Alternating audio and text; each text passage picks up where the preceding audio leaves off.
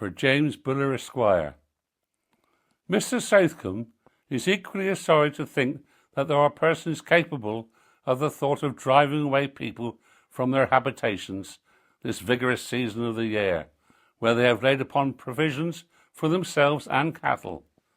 Mr. Southcomb's message to Luxton was no more cruel than what would have been done by another person half a year ago if a tenant of his had thought fit to be inoculated in his own court.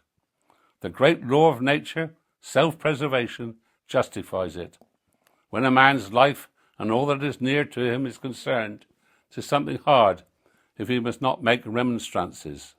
As for Mr. Southcomb's conduct to be contrary to reason, it seems to him much more unreasonable that people must be forced to be inoculated to avoid the disorder in a natural way, as whatever may be said, is fact, excepting a few families, as being contrary to the regard for my parishioners. I know none of my parishioners fond of it, except Short's family and Eliza Beer, who told Susan Buckingham, late of Harricombe, that she hoped that those who had them in a natural way would be peppered with them. And Mr. Hill assured us that she would so, and moreover, that she would carry about handfuls and throw them in people's faces. And the farmers are entirely averse to it, and think it very hard that their proper minister should be driven from them for the sake of our parishioners. Mr. Southcomb begs leave to add that he exhorts people to consider that it is inconsistent religion to be charitable to few and uncharitable to many, that he hopes that all persons will, with unprejudiced minds, ponder the golden precept, whatever you would do that men should do unto you, you ever so to them.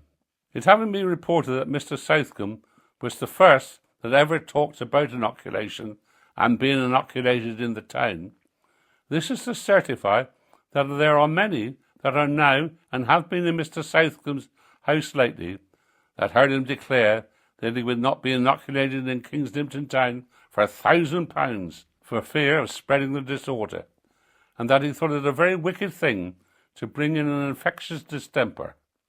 Neither had he or Mrs. Southcomb any such intentions before John Lane brought in Peter Short's message that several in the town were going to be inoculated.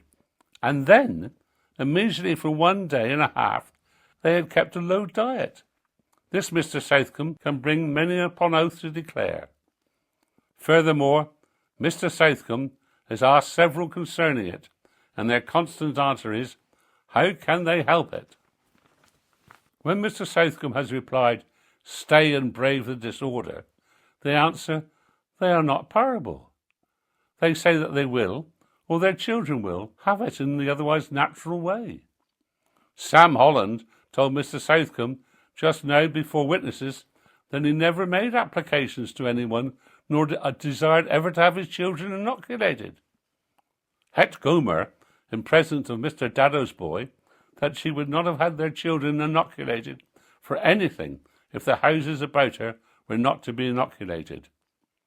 So would be the general answer, if they might dare to speak their minds freely to those that ask them, excepting about 4 families, perhaps not so many.